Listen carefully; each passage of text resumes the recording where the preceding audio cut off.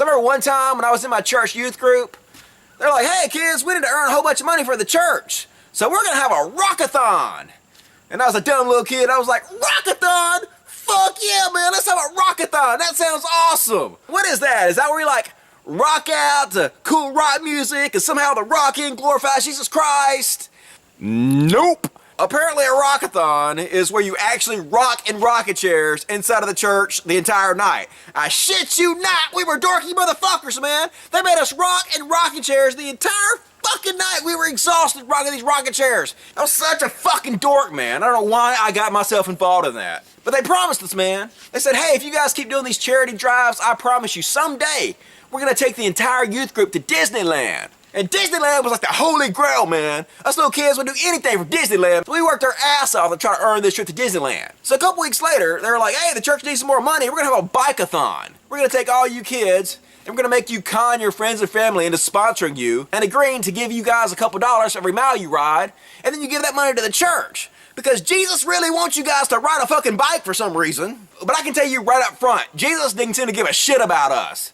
Because that day the winds were 30 to 40 miles an hour. It was like a fucking hurricane out there. But did our greedy church cancel? Oh hell no, they had all the kids out there with their bikes and they were gonna get their money's worth. So they had us riding in this fucking tornado weather. For the first 10 miles of our trek, we could only go like 2 miles an hour. You could barely even pedal against the wind. It was like trying to ride a bike in about 2 feet of water. That shit was so fucking hard. After the first 10 miles, we were so fucking exhausted, none of us could barely move, man. It was hell on earth. But the good news is, on the way back, we had the wind behind us.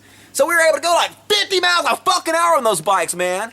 And to be honest with you, I'm kind of competitive. I started to see the whole thing as a race. I wanted to finish the motherfucker first. So I like took off, man. I was like way in front of everybody. And I guess the preacher's daughter had a little crush on me.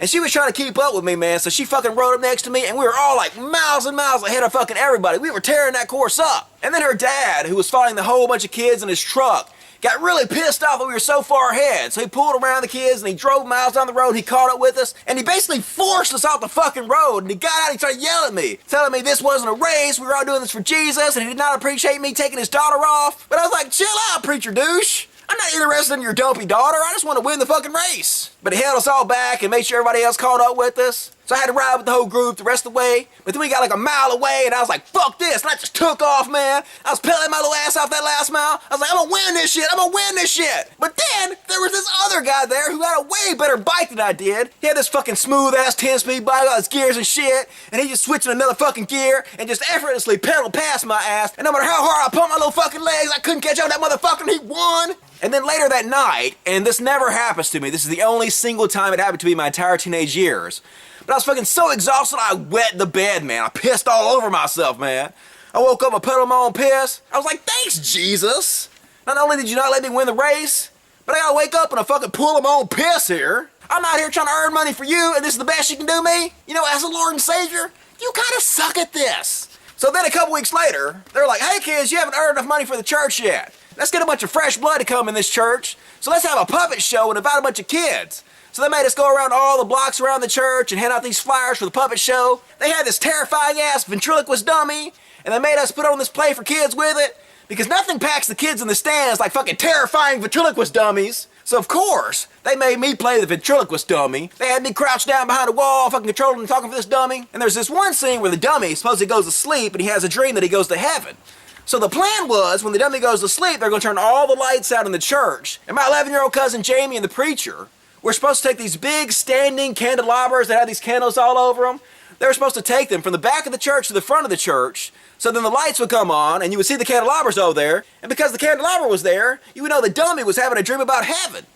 So the dummy goes to sleep, the lights go out, and my little cousin Jamie and the preacher go get the candelabras in the back of the church, and then all I hear is a big collision. Boom! They run into each other in the dark because they can't see shit. Fucking candles start spilling everywhere. They fall off the candelabras and they're all over the floor. And then I hear my cousin Jamie go, oh shit, I'm sorry. And the preacher was like, just pick them up, man, just pick them up. So they're all scrambling on the floor in the total fucking dark, can't see shit, trying to find all these candles and fit them back in the candelabras. Meanwhile, the entire church is pitch fucking black, filled to the brim with a bunch of children who have just been terrified by a ventriloquist dummy. So needless to say, man, most of those kids didn't fucking come back at all. And I gotta say, once again, Jesus didn't help us wear a shat. He didn't help us wear a shat. So anyway, The youth group earned so much money for the church. We did charity drive after charity drive after charity drive. We finally said, when are you guys going to take us to Disneyland? And that's when the preacher's wife sat us all down and told us, we talked it over, me and the preacher last night, and he prayed about it, and God told him he does not want you guys going to Disneyland. That's what the fuck they told us. God didn't want us to go to Disneyland, man. That's why we earned all that fucking money. We worked our ass off. Now God wants to renege on his part of the deal. Oh, fuck that shit. We were pissed. But they were like, yeah, don't worry, kids. I tell you what, instead, we're going to take you guys to Liberty Land. And Liberty Land was this really shitty amusement park in Memphis, Tennessee. In fact, it's so shitty and dangerous now that motherfuckers closed. It's like a creepy fucking ghost town in the middle of Memphis. But you know, beggars can't be choosers. So we were like, all right, fine, we'll take what we can get. We were stupid little kids, didn't know any better. So they took us to Liberty Land. And around that time, I had just got a really cute little girlfriend, man. She just started coming to the church, and since I was one of the leaders of the youth group, she was into me and shit. And I was about 13 or 14 at this time, dorky little Christian teen kids.